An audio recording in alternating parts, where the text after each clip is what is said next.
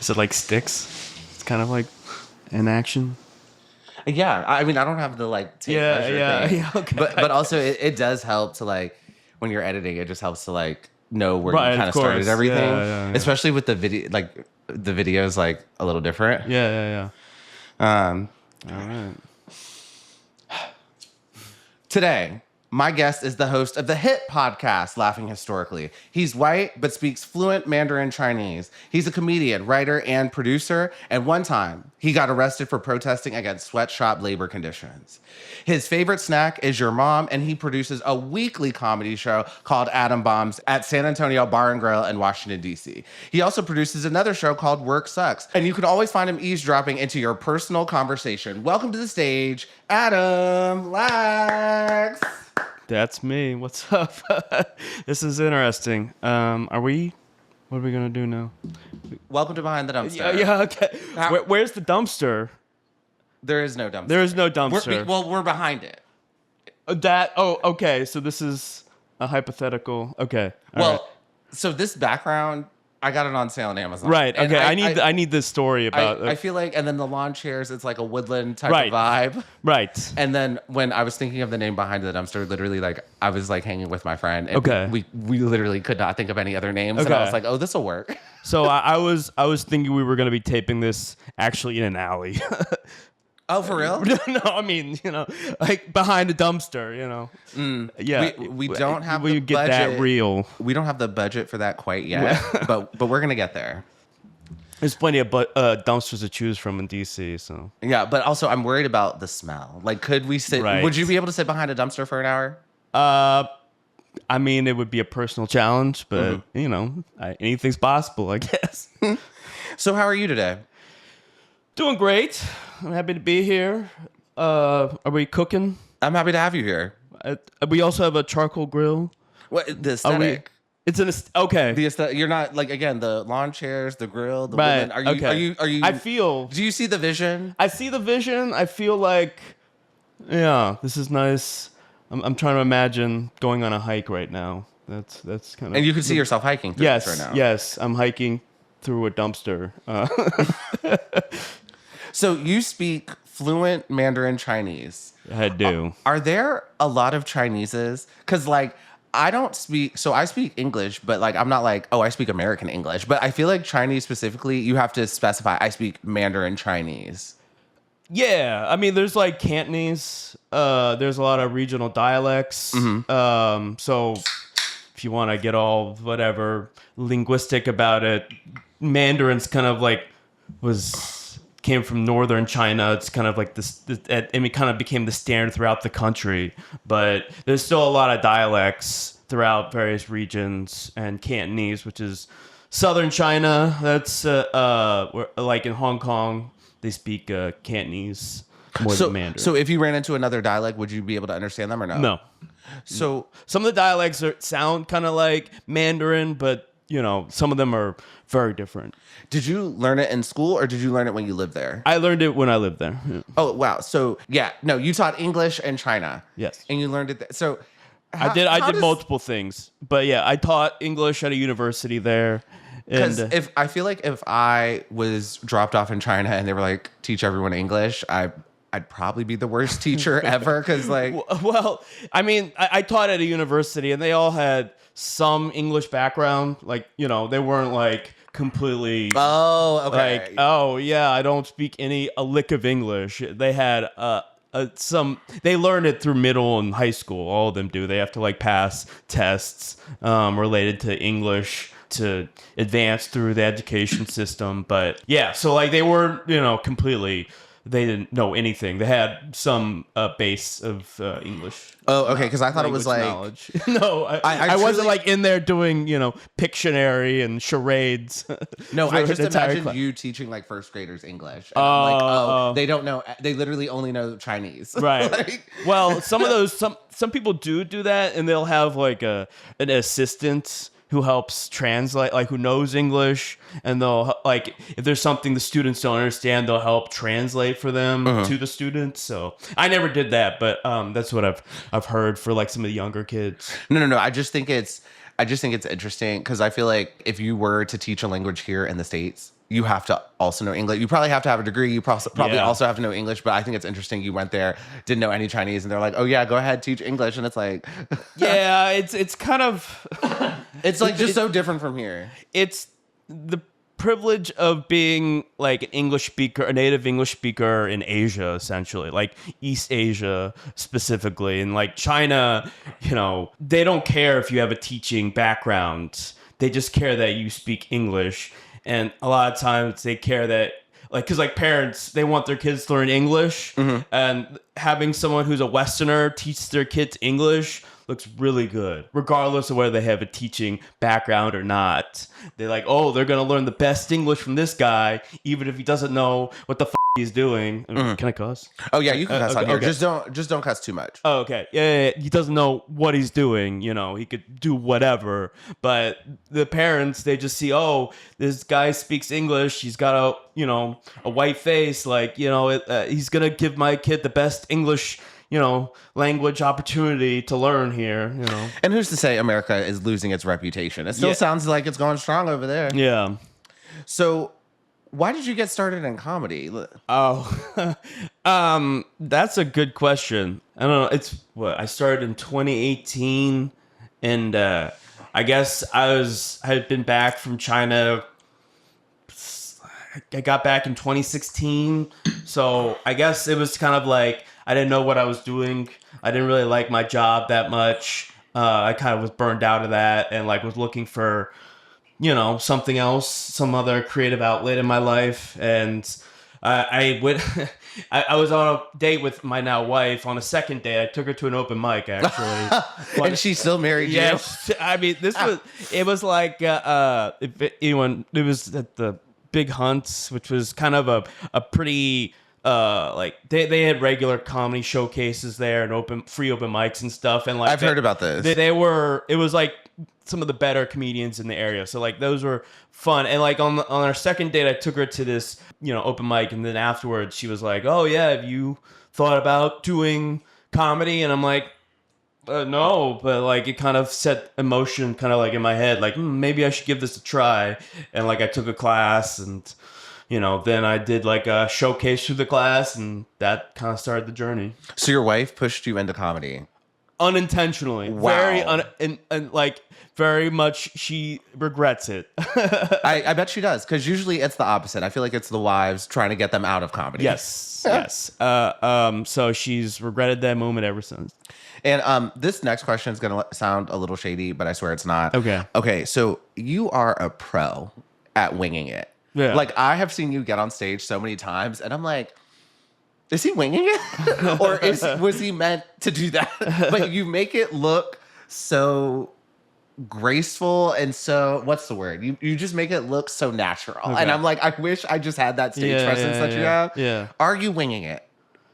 Sometimes. There's definitely moments where like I have bits that I know well and just things pop up in the crowd or like in my head and I'm like, okay, I'm gonna say this. Like it just kind of comes out, and it just kind of comes out of, I think, being on stage a lot, doing like, we have the riff bucket thing. I love the riff bucket. So like practicing, like just doing the riff bucket and like what first comes into my head, like, you just go for it and you fall on your face a lot. Like it's a process of like falling on your face a lot, learning from it, and just like, wash, rinse, repeat, that kind of thing where it's like, you'll say things that you shouldn't have said.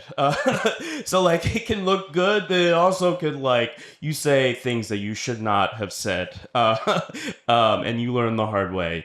But it's something that I've learned that's kind of become part of something that gives me energy on stage by riffing a bit and, trying to engage the audience and being present in the room helps.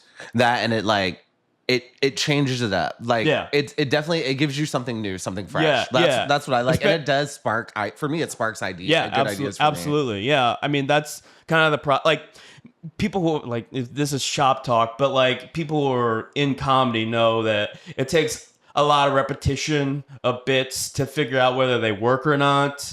and sometimes even through that repetition, you figure out things about like things you should say. How do you pause? Those kinds of things that kind of come out of doing it over and over again. So that's kind of where I think riffing and like winging it comes from as well. So those kinds of things, improvisation that comes out like while performing. So this next segment is called Quick Questions. In this segment, I'm going to ask you a series of quick questions so that people can get to know you. Okay. But you must answer quickly. Are you ready to play? Yes. Okay, let's get started. Okay. Name one of your favorite places to go in Washington, D.C. Mall.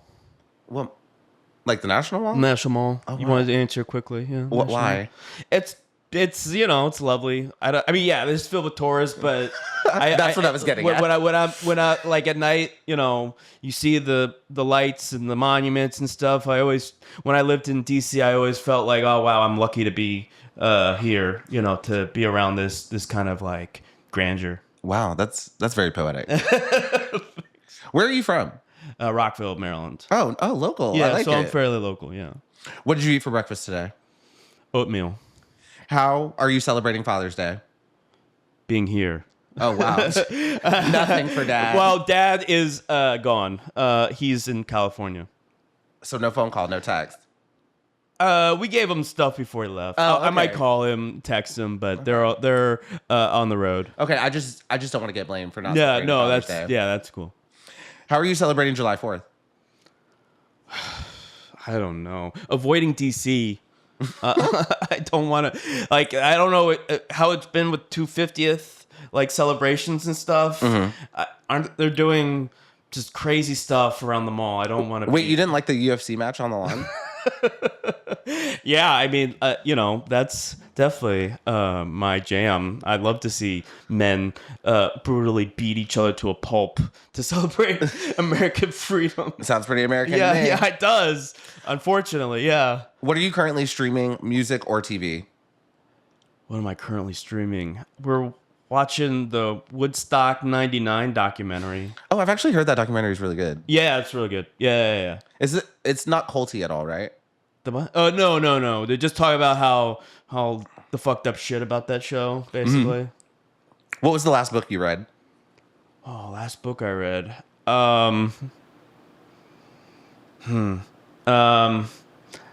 Reading a book. Oh, what the was that book called?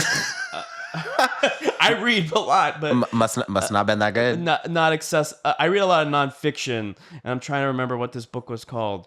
It was about Atlantic City, like the history of Atlantic City. But you don't remember the name. Boardwalk Empire. Oh, there you go. It's also a TV show. Would you recommend it? Yeah, if you like history. Okay, I don't. Yeah. How much wood would a woodchuck chuck if a woodchuck could chuck wood? Oh, I have no idea how much wood a woodchuck chuck if a woodchuck could chuck wood. iPhone or Android? Neither. Oh, so you don't have a phone? Well, I have a phone. I hate it. I have an iPhone.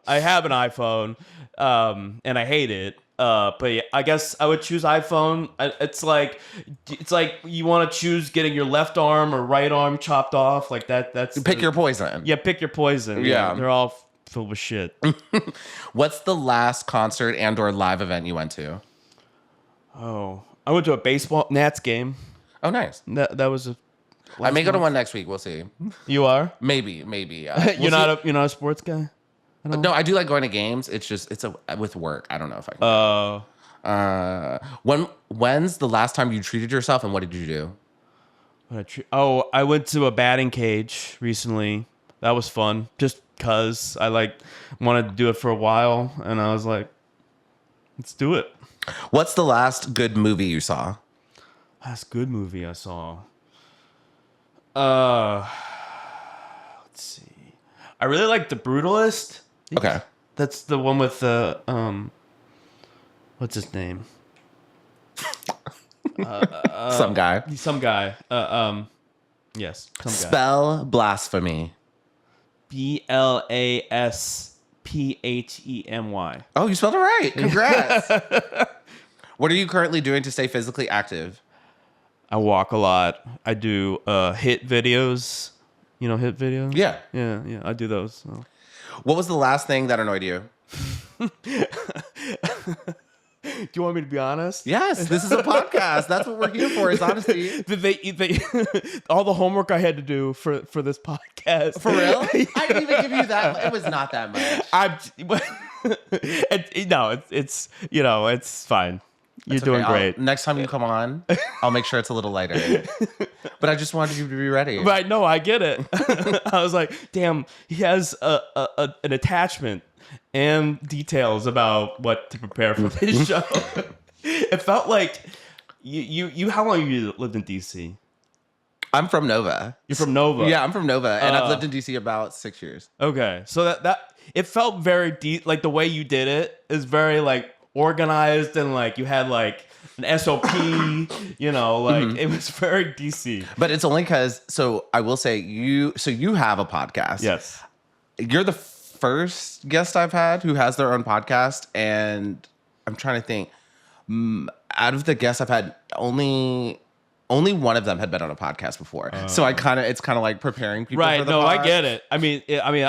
Props to you, because I don't do any of that shit for my podcast, But also, and I could never do that shit because my ADD. Like I could not be organized like that. But also, do you have guests? No, not yet. Oh, okay, yeah. Yeah, we don't have guests either. Yeah, I have guests, so it's like Yeah, and I don't do any of the research. I just show up. I'm a host and ask questions to the history god of our podcast. So when your podcast blows up even further, I'm Yeah. going to turn Adam Coonan against you. Yes. Just like how Adam Earl or Alex Cooper did on Call Her Daddy. Do you know about how Alex Cooper got rid of her Tell me about co-host? this. Oh, it's a long story. We do not have time for it. Okay, But if okay. you get bored, look up Call Her Daddy podcast. Alex Cooper. Look at how she used to have a co-host, but she got rid of her. It was very snaky. Ooh. And I'm gonna sow that seed in Okay. Adam Coonan on your podcast to get rid of you. Okay.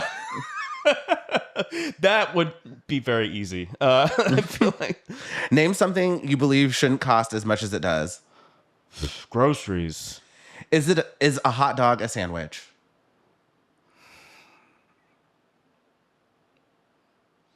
Yes. And that was quick questions. How do you think you did? Is there? So what? How do I win? Is the real No, question? you don't win anything. It was just so the people can get to know you a little more. Okay, I think I did. A solid C plus. I really think you gave the people a perfect view of your personality. Okay, I'm not gonna lie. That's fair. All right.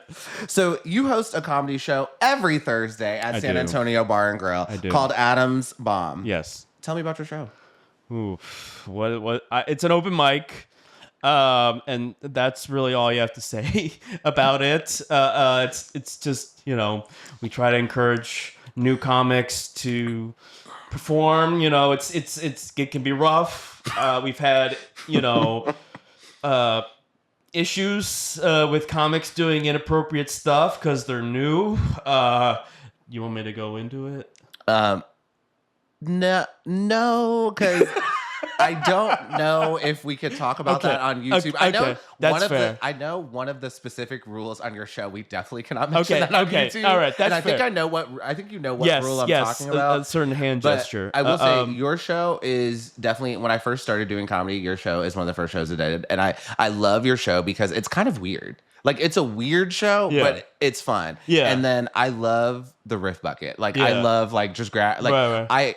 I feel like I'm pretty good with like riffing. I don't even know what you would call that in other comedy shows. Where it's just riffing, yeah. yeah, riffing. So if you don't know what riffing is, it's basically you're just pulling a top there's a bucket full of like random topics and you pull one out and then you try to make something funny out of whatever you pulled. And I feel like I'm pretty good at that. Yeah. And it's just, I don't know, it's a fun show, and especially your show, it truly is one of the great places to start comedy if you've never done it before. I don't know, it's just something about the space. If you want to know, it's a small space in the back of a Mexican restaurant. So when you go in there, if there's more than 5 people, it feels packed. But the vibes are right. Yeah. And the daiquiris are strong. Yes. Margaritas are great too. They got good Tex-Mex food. A lot of people will get fajitas that they get delivered into the room when someone's on stage, including me, and it'll be steaming, and you get heckled by fajitas, basically. But they provide full service at San Antonio Bar and Grill, so I expect nothing less. Absolutely. So it's fun. We've been doing it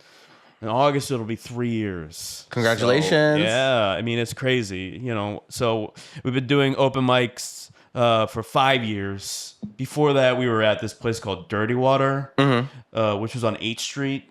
Okay. 8th Street corridor. I'm familiar with it, but I don't go there that often. Yeah, it was a shithole. In the parlance of our time, it was a divey bar. On 8th Street corridor. I'm not gonna lie though, I love a hole in the wall. But it was like too bad for comedy. No, it was a lot of fun. We would go late into the night. You've been to San Antonio Bar and Grill. It's a family restaurant. Yeah. Where we have to be out by 10:30. Yeah. At Dirty Water, we could.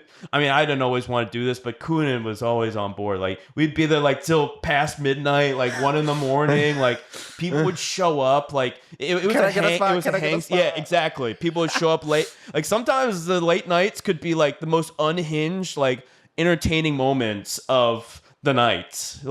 People, random comics, bigger names, newer names. A lot of people would just drop in. We even had this guy who was he ended up being on America's Got Talent. Oh, wow. Winning. He was so funny. He was one of the I'd never seen anyone kill so hard at an open mic. I think he's from Africa.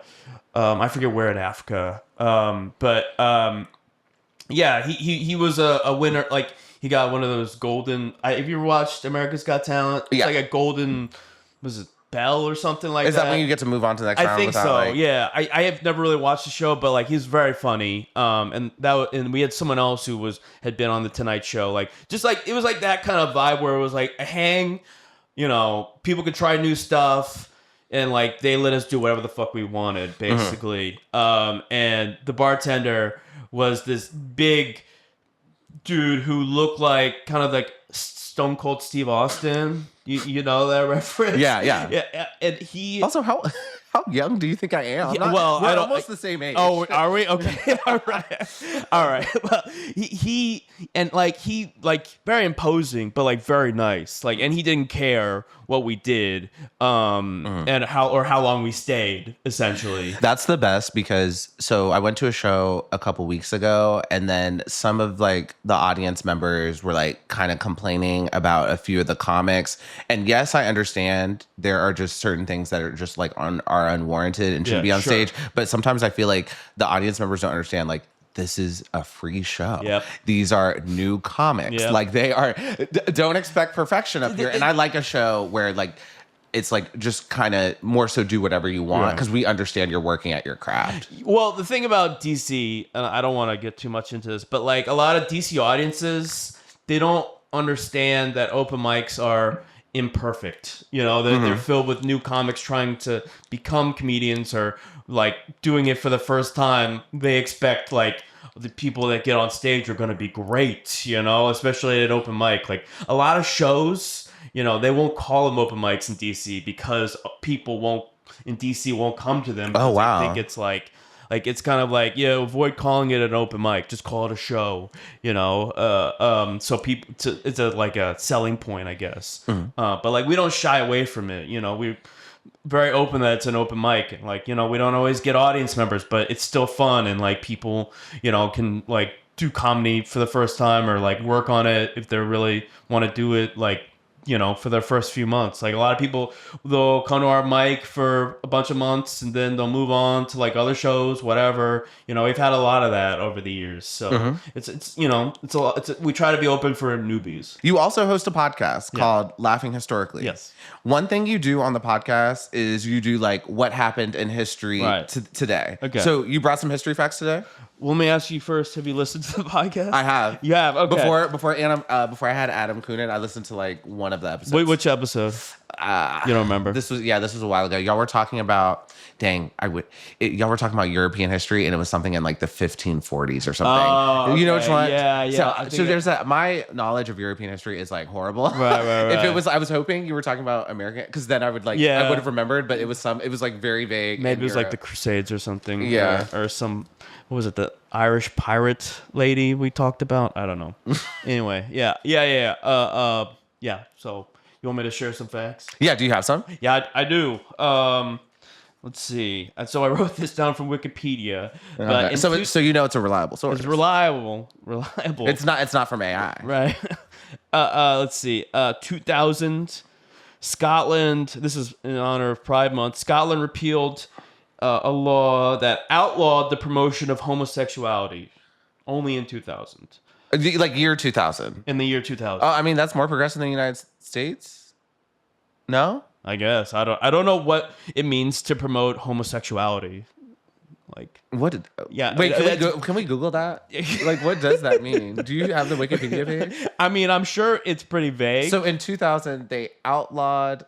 No, they repealed the law that outlawed the promotion of homosexuality. So in my head, so if I had to guess, promotion of homosexuality, that's probably like anything in print. That's like anything in print or like media that like talks about homosexuality, discusses homosexuality. That's my guess. Yeah, it's also like in education. Schools talking about homosexuality. Because in the States, I think Or a material or published material with the intention of promoting homosexuality or promoting the teaching in any maintained school of the acceptability of homosexuality as a pretended family relationship. yeah. So it's anything in the media. Yeah, yeah. So they repealed that law in 2000 in Scotland. And 1989, Supreme Court ruled that flag burning is protected speech. In the States. In the States, yeah. Let me grab a flag. Let's burn one right now. Yeah. Oh my God, that would be great. I'd love to do it in the great outdoors. When you said your first fact was like Pride Month related, and then your second one was 1989. I thought you were gonna be like, oh yeah, AIDS was discovered. I really thought, I was like, Lord, is that where this is going? Yeah, no. Because I think it was discovered in 89. 82, from what I know. Never mind. Yeah, That was from what I know, way or off. maybe it was 80. No, early 89. early the, 80s. The guy on The Real World. He was like the first guy on TV. Oh, really? Maybe that's what I'm thinking of. Yeah, he was the first. Like he was one of the first people to ever like kind of like be on American television, and then be open about his status. Oh. Yeah, maybe that's what I'm thinking of. So our next segment is called Unpopular Opinions. Okay. So you brought us some unpopular opinions today. What's the first one? I did. So first, I think Trader Joe's is overrated. Yeah. And So I see love your Trader Joe's. bags in the background. Oh, yeah. you can see him in Your the tote camera bag. too. Oh, can you see him in the camera? Yeah, I think you can see him in the camera. Yeah, I think it's overrated. Especially, what pisses me off is the produce. The produce, like, I've gotten bags of salad from their produce section. Literally the next day, it was disgusting. It went bad. What Trader Joe's do you go to? Is it in I think DC? I went to one in DC. I think it was Easter Market. Okay. That Trader Joe's. I'd recommend a better. Maybe there's a better one. Maybe that one's not good. Yeah, So I'm in Columbia Heights, and like I usually get my meats and produce from Trader Joe's. Okay. Because I'm not gonna lie, it's better than Safeway and Giant. Oh, wow. Like their meat and produce section is usually much better. Safeway's not good. Yeah, and then actually Safeway is better than Giant. Is it? The one in Columbia, in my opinion. Okay. It's better than the Giant. Yeah. And then also I'm usually cooking for one. Okay. So Trader Joe's, I like Right, a lot it of is the portions. perfect. And it's not like I don't get the a lot of people just go and get the pre-made meals. Yeah. That's not what I do. I get like meats and veggies and stuff, and I'll cook. But they do have like smaller portions. I don't have to get like a family size of 8. Yeah. Well, I hate also like your only choice is Trader Joe's or Trader Joe's labeled stuff. Like, Oh, you want 17 brands that you could choose from and be an maybe analysis some other. paralysis. Well, yeah, I guess. I mean, wait. Speaking from personal experience, is that So hear me out. okay? So when you go to are you an anxiety person? You got not anxiety, but I will say one reason I'm a fan of Trader Joe's is because like, for example, you have like Cheerios. It's either Trader Joe's brand or Yeah. you're not getting it. Whereas if you go to like Giant or Safeway, it's literally like 18 options of Yeah. Cheerios. So then you have all these people just standing in aisles in the way, Right. just trying to figure out, like, just not moving. I feel like in Trader Joe's, we move in quickly. That's true. Whereas other stores, it's like people just be taking their sweet time. And then, like, a lot of the stores here, it's a lot of people and it's not that big, especially if you go at busier times. So that is one thing at Trader Joe's. I feel like it does. That's like, true. there's a lot of people, but it moves quickly. It is also nice. You don't have to self-checkout. That's another thing I hate. Maybe that's an unpopular opinion as well. I don't like self-checkout. I know I snuck that in there, but I just realized I don't like self-checkout, and that might. Why do you not like it? You know what? If they want to pay me to be a cashier, I'll do checkout. But literally, you're taking someone else's job. And like, why should I be the one checking out? Have someone else do it. Like, So I agree with you. I feel like we're doing far more work. For the same products. Yeah. But so self-checkout, I have mixed feelings in DC because, so again, I do like Trader Joe's because they do not have self-checkout and they employ a lot of people and it goes quickly. Right, they do. But here, Target sometimes. Target's gotten better, I will admit. Giant and Safeway, they'll literally only have like 2 cashiers and then they force everyone to go to self-checkout. Yep. And the lines for normal checkout are so long. I'm like, I will go to self-checkout. And then self-checkout, the self-checkout's also really long. It'll go down the aisle. Yeah. And then also self-checkout, like it's like maximum 15 items. No, I've gone in there with 30 to 50 items before, but I move quickly. Right. So I do it anyway. But like, every time, I can't tell you the amount of times I've gone into Target and I've gone to the regular line and then the person right in front of me, I have an EBT card. I'm trying to purchase these shoes, but also return these shoes. Oh my God. I like, for some reason, anytime I go into the regular line, the person ahead of me acts like they've never been to a register ever before in their lives. It's the you always first get time. behind the wrong person. So that's why I'm kind of for self-checkout, but I agree with you. I'd rather even self-checkout, like people don't know like what they're doing with self-checkout, or the machines up and like you have to get someone to come help you. There's always someone running around like that has to like help you because the machine's up, or they think you stole something, or like you didn't swipe something that you actually swiped, that kind of thing. So with the internet now, we have all the information in the world. And I read this in like some kind of article. One thing that people don't understand. So they're like, oh, these companies are saving money on labor because they're doing self-checkout. I've heard but the opposite. That's what I'm saying. So, but nobody's done research. It's like, so we have a self-checkout lane. You have to have a dedicated IT person to make sure all of the machines are running. And then also all the machines that are down or go down, and then how much business you lose because people see the long lines. Like how you said, I think it evens out. Like whether you employ a person, whether you do self-checkout, and if it's that point, employ people. Yeah, no, I mean, it assumes that technology never fails, and that's never happened, like always. Like, they try to replace people with machines, and machines fail, and, create more headaches. I agree down with you. the machines. I'm a Luddite. That's, do you know what? What's a Luddite? Oh, are you anti-technology? Well, no, I mean, Luddites, like, if you want to get history about it, but like Luddites were these people who they tried to, back in England and what was it, the 15th, 16th century, they were trying to impose new technology to increase production in textile factories.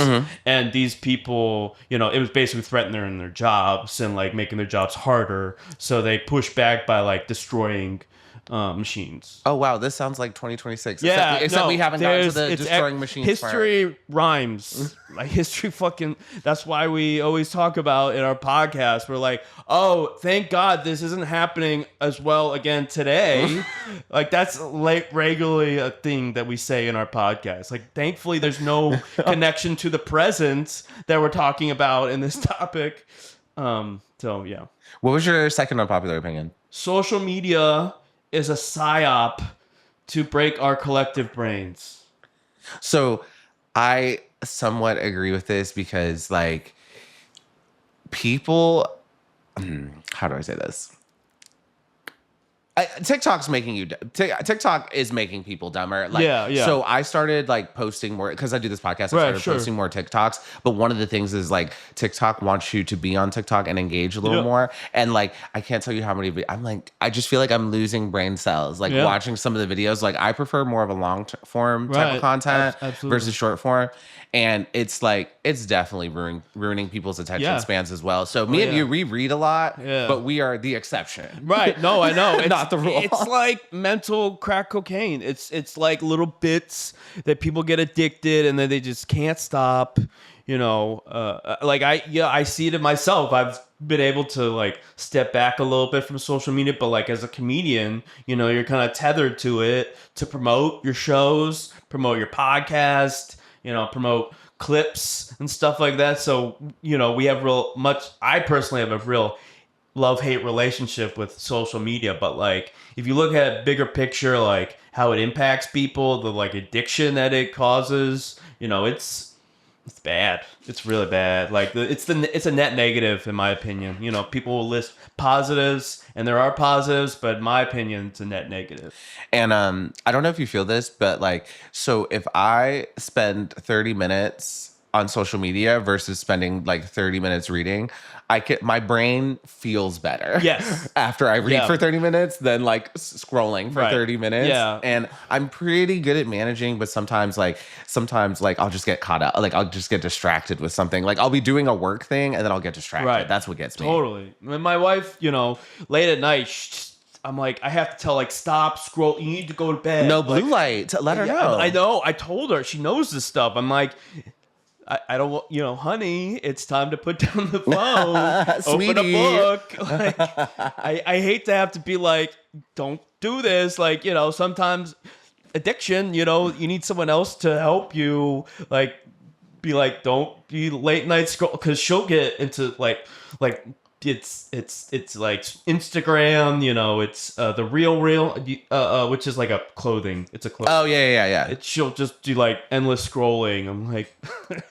honey, it's time to read a book, you know. And it's a cycle because so they tell you like no blue light before bed because something about blue light activates something in your brain that makes you like more alert. Yeah. So like if you're struggling to fall asleep, like the last thing you should do is get on your phone.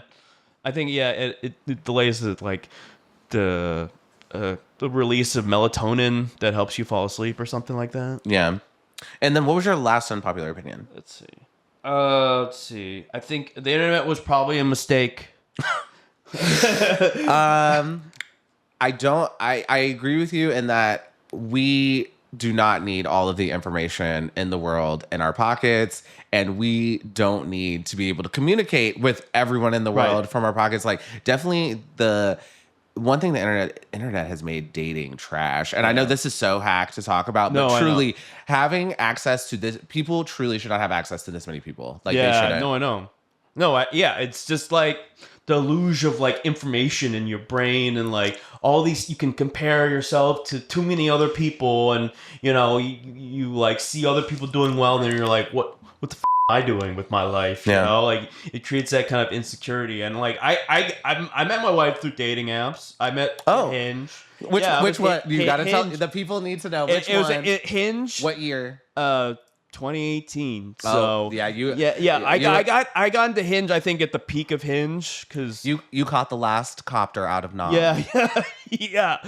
I feel like, because like I just hear like how it's gotten so much worse on the dating apps. But yeah, I got lucky, and you know, it's people. I mean, you see headlines of people wanting to like meet other people in person now, just because people hate dating apps so much. Yeah, they want to find activities where they can meet people naturally. You know, so why else do you think the internet was a bad idea? I mean, where do I begin? Well, where do I begin? Oh my God, I could write a book about this. I just, that the connection, like the overly connected to each other, the like impact on like our attention span, like at sort of a certain point, maybe like limited internet, being able to look up information is nice. Mm-hmm. That I definitely can agree with, but like with AI and stuff, it's just become a lot of junk on the internet. Like a lot of AI has just made it way worse. It's just like internet's become. Originally, it was like the information superhighway. It was a way to like learn new stuff and get connected with other people. And now it's become like show off yourself on social media. You know, generate as much slop to get attention from other people as possible. You know, it's because the wrong incentives are in place. I think that's.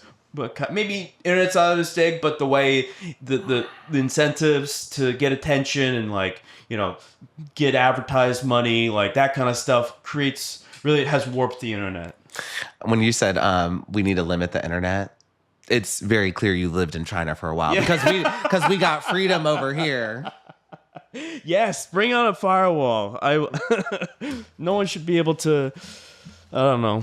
Create AI slop. AI slop should be banned. But I am optimistic about this. I do think the tides are turning and people are starting to go outside a little more. Like, I think, don't get me wrong, I think there's always going to be like incels who are just going to stay inside and stay on the internet. But a lot of people are realizing like, wow, I want to step outside. And they are starting to step outside. Well, I mean, there's been a lot of I don't know. I see headlines about people like starting to use dumb phones again or whatever, like flip phones. I guess younger generation does it, or at least that's what the headlines of social media tell me. I don't know the truth of it, but like, you know, it's like, but like the thing is, you know, if you try to get rid of your smartphone, you have to get like 5 different things to replace it. You got to get a camera, you got to get a GPS, you got to get an authenticator to access certain websites. You know, sometimes it's not just passwords, they have to send you a code to confirm that you're who you are to log in. So like, it's not easy, but like if people are trying to get outside, people are trying to do more organic, like in-person activities, which I think is great, and like put down their smartphone. But it's tough, like, you know, with the way things are, with like a lot of, if you want access to certain things, you have to have certain technology now. Yeah. Enough about the internet. You want to play another game? This is my rant. Yeah. End rant. So the next game is called Decipher That Lyric. In this segment, I'm going to give you song lyrics, and you have to figure out what they mean. Are you ready to play? Okay. So the first song is Tate McRae, Horseshoe. Have you heard of the artist Tate McRae? Yes, I've seen her on the internet. Okay. Are you familiar with her music, though? Maybe.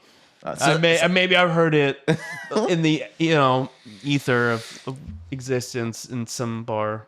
So the line is, I got a horseshoe round my neck, a lot of angels that stay close, and a pretty boy up on my chest, and he loves me like a psycho. So who am I to cry tonight?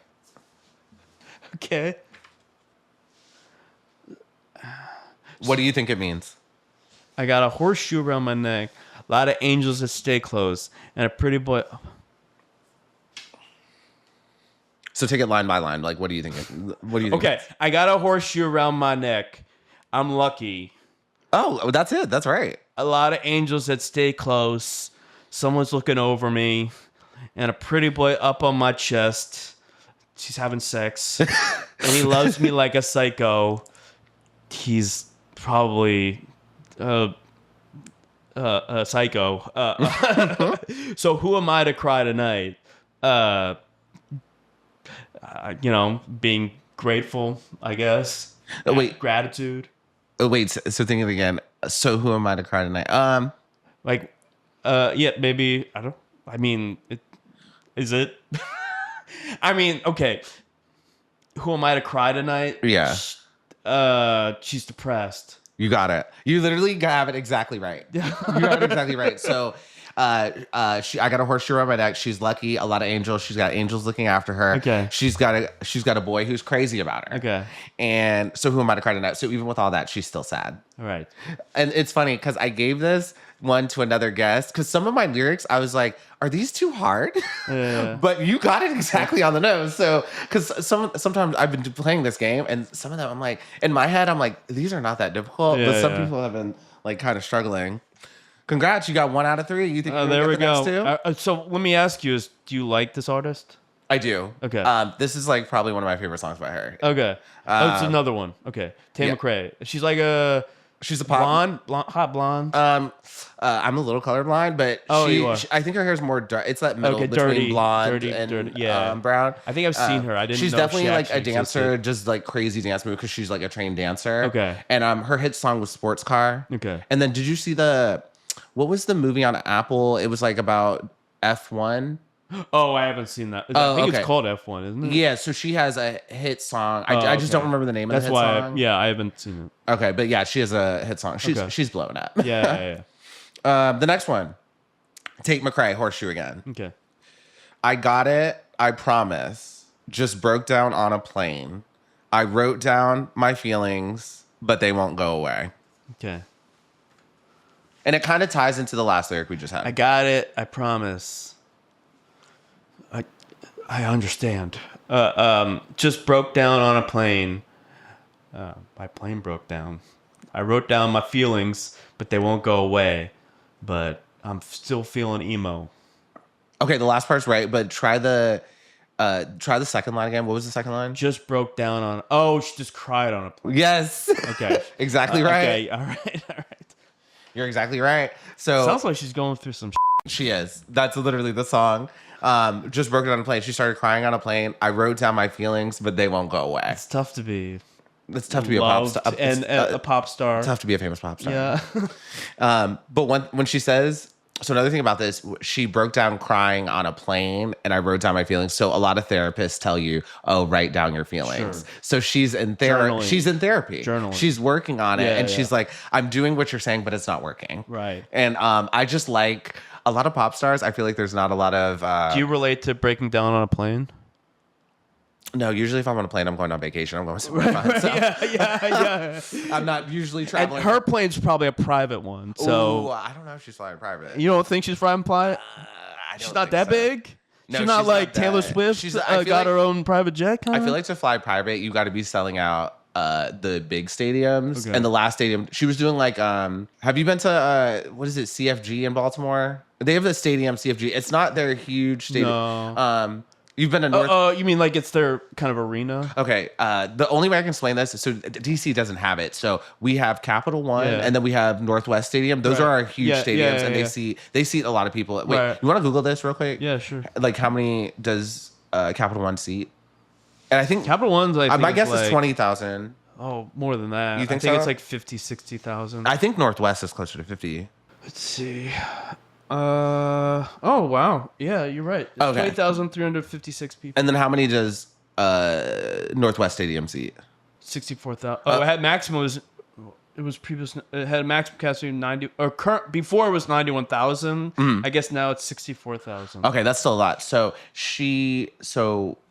in Baltimore, they have, I want to say it's like CFG. So they have a stadium that holds like 10 to 14,000. Okay. So not quite 20,000 like Capital One. So this is the weird thing about DC. You either have 20,000 at Capital One or you have Anthem is the next big. I think Anthem's only like 7,000. yeah. So we don't have that in between. Okay. That's why. So she went to Baltimore to do a show, and same with Charlie XCX before she like blew up. Oh. So Charlie XCX, she's performing in Capital One.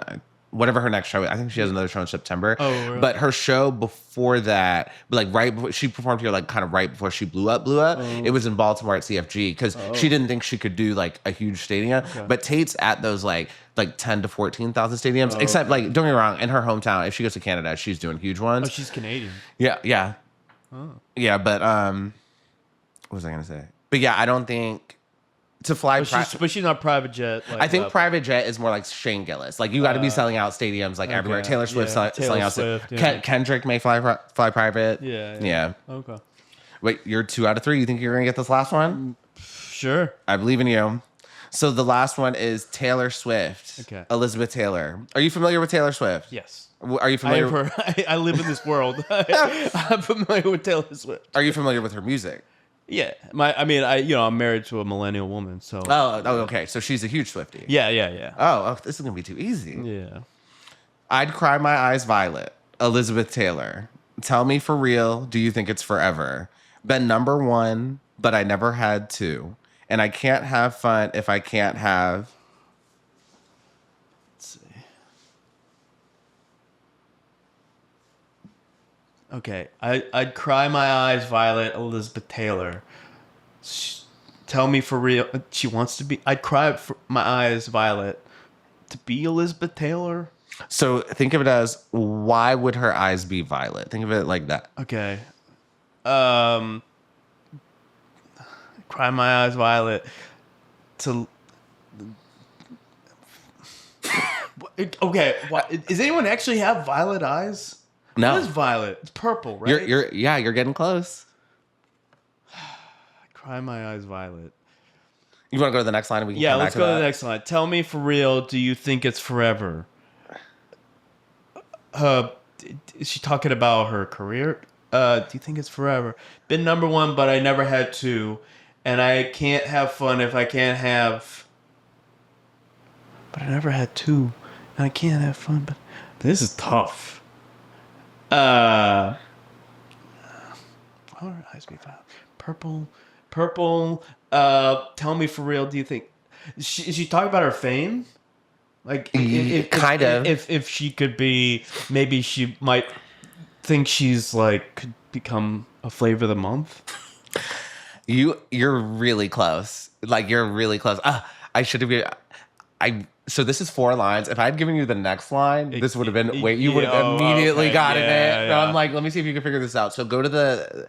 I'd say try the, like, second, third line again. Okay. Tell me for real, do you think it's forever?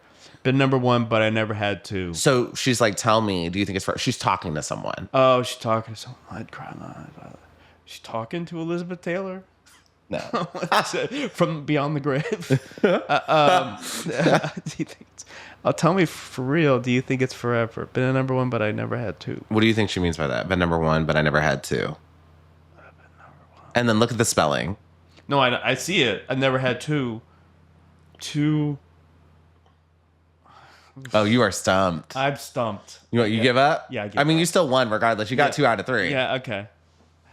Tell me. Okay, I'd cried my eyes violet, Elizabeth Taylor. So Elizabeth Taylor and Taylor Swift both have blue eyes. Okay. So when you're crying, your eyes turn red. Okay. So the mix of blue and red makes violet. And then under certain lights, it's like, I'd cry my eyes violet. Oh, I know, that's wow. poetic, right? Yeah, that is poetic. Tell me for real, do you think it's forever? So she's talking to someone, like a lover, boyfriend, husband, whoever it is. Tell me for real, do you think this is forever? She's trying to figure out if her the love she has with the lover is forever.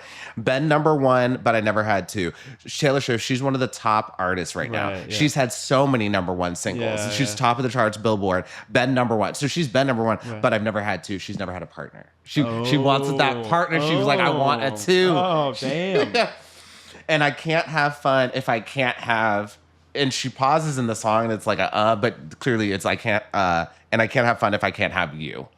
So she's kind of saying like being number one doesn't mean anything unless I have you. Oh, okay.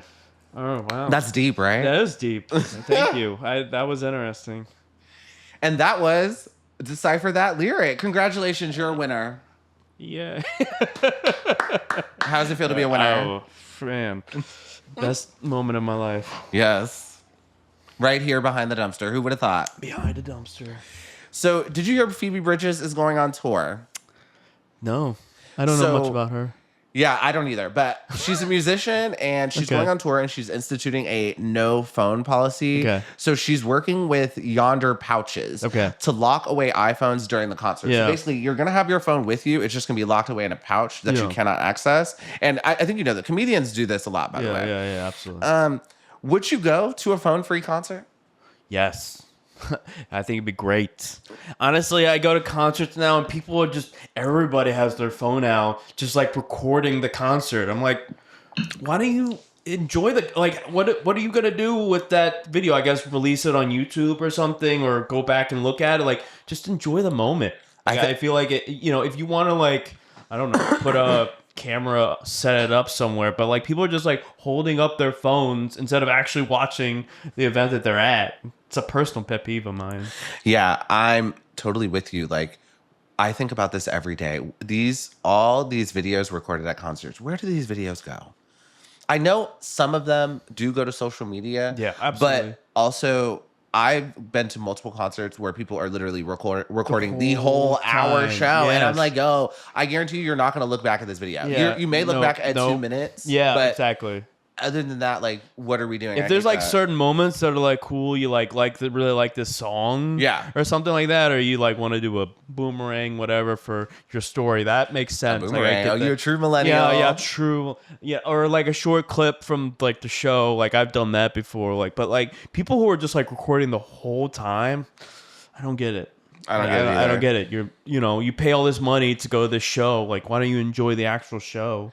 So Phoebe Bridgers doing this actually had the internet in shambles because some people were claiming it was ableist of her to not allow phones. So some people were arguing, oh, what if I need to check my glucose levels? What if I need to check something health-wise on my phone? But Phoebe ended up offering, like, she worked with Yonder Pouches. If you can provide a doctor's note, we'll give it to you. Yeah, no, I get it. Because like me and my wife's type 1 diabetic. Yeah. So she has to check her phone. But they also have a separate one. Like they have a glucose monitor. She has a attached to her arm. But like they have a separate monitor that's not a smartphone. Like she can use it through her smartphone, but there's also a separate one that's just for monitoring. Yeah. So it's kind of a non-issue. I agree. It's just people on the internet just wanting to complain. Yeah. That's what the internet is for. And then also I think like an option is you could just not go to the concert. Yep. Like if you are so worried that you're gonna that your diabetes is gonna be out of control or something, like just don't go. That's the other thing about the internet. It's like it's just become a way to attack people. That's another thing that bothers me about like social media and stuff. It's just like someone fucks up and they just become like a target for whatever. Some stuff that's not even that serious, like this. Phoebe Bridgers like wanting to like make sure people didn't have phones, and that's became a fodder for controversy. It doesn't sound like a real controversy. And it's so bad too, but I be in them comments. Yeah. sometimes I'm very entertained. You're there for the comments? Is that way? Sometimes when I see these headlines, I'm like, what are they saying in the comments? And then some people were also worried about like, what if something happens at the concert? So here's my thing. You do comedy, so you know this. I feel like unless it's a little dangerous, I don't even want to go. Yeah. I need that. Let's have a little sense of danger. Let's because it makes it more fun. Absolutely. And then I'm okay. So I get, maybe we're the weird ones. I'm okay with being away from my phone for 2 hours. And I'm like, Phoebe is literally creating a space where you could be away from your phone for 2 hours. Take advantage. One thing I absolutely hate is like, so with dating, some people just like want to text all the time. Yeah. And like, I'm on a computer like all day at work. Yeah. The last thing I want to do when I get home from work is be on a smaller computer. Another screen. So I'm like, get away from your computer is like such an opportunity. Yeah, absolutely. That's why, I love going into the outdoors that this reminds me of. Oh, yeah. But being away from the phone, not being, surrounded by screens. It's nice, Mm-hmm. It makes me imagine that with this backdrop. Are you going to say, did Behind the Dumpster inspire you? Are you going to go to the great outdoors soon? We just went camping in the Catoctin Mountains. You're like outdoorsy. Yeah, we'll do like car camping. I've done like backpack camping where you like go and, in the outdoors with packs and you just walk and you camp in any place you find. I did the hardest one I did was a winter trip where I was actually camping. Like we were prepared. We had all the the stuff to keep you warm, like in a tent, like with the sleeping bag and thermal layers and stuff like that. But it was still. Was it this really past cold. Winter? No, this was like years ago. Okay, because this past winter was the coldest winter we had since 1994. No, this had to have been like 2020. It was before the pandemic. It was like 2017, 2018. But yeah. So yeah, I do that stuff. Like, get away from the screen, like you said. I'd like to get away from my screen, but I'm not very outdoorsy. No, so I have some friends. So this is hypothetical. This backdrop. I mean, I'm learning. You're learning. This is inspiring me. This is inspired. Okay, so you have that on your vision board. That eventually you'll maybe go to something like this. This, and also I have some friends who have been inviting me. Like they went twice to do this like camping thing. The first two times, one time it was just way too last minute. Like I was like, yo, I have plans. Like I can't. And then another time, I think I was already busy that weekend, and they want me to go. It's like kind of a camping trip for the weekend, and I'm telling myself I'm gonna go. Again, I could do it, but I am like. Ugh. No air conditioning. That's probably the one, and it's in the summer. So Well, I'm like, if you go up an elevation, like we were in the Catoctin Mountains, it was so nice. is that in Pennsylvania? So it's in That's in Pennsylvania, Frederick. higher elevation. So yeah, it's higher elevation. Like so, it's Frederick, Maryland. So it's a little higher up, and it was very pleasant. Like no like humidity or something, anything like that. It was right near this kind of lake too, so you could go swimming in the lake. There's like a waterfall. It was very nice. And it, like the minute we came back down to the air, like DC area is just sweltering, but like up there, so nice. Like you have like just like no humidity, very pleasant. I think I'm gonna weather. try it. So it's worth it for that. So, but unless you're like camping out on a beach, that would be rough. But like, I'm telling myself I'm gonna try it one weekend. I'm telling myself it's just I am worried about the no air conditioning for a whole weekend. It just I was in the army a while ago. And I'm really? Like, the no air conditioning. you were in the army, so you know about roughing it. Yeah, but also like camping with the army is different. Like it's not like we did that because we have to, not for fun. Like right. This is like for fun. Deprivate, like you know what it's like to be out. But that's why in my you're head, like this don't want to gonna do be it. fun. So it just takes you back to the army. Yeah. Wait, where were you in the army? When or why? When? Where? 2018. Hold on. 2012 to 2018. Okay. And where? I was in the Guard in Virginia. Really? Yeah, 6 National years. Guard. Yeah, so all the National Guards. Do you know anyone who's in DC? What do you mean? On the National Guard? Oh, not now. So I was going to say all the National Guard in DC right now. I see them and I'm like, dang, I used to do that job. Yeah. So like, you remember Charlottesville when they had all like the tiki torches? Yeah. I was there. Really? Yeah. It's as a National Guard. Yeah. So most of the guardsmen you see here, they're probably MPs, which is like military police. Yeah. But I wasn't military police. I was a medic, but I was attached to a military police unit. Oh my God. So I was like, wow. I look at them and I'm like, dang, that's crazy. Like, I used to do that. Like, so you were there the aftermath of that like hit and run? Yep.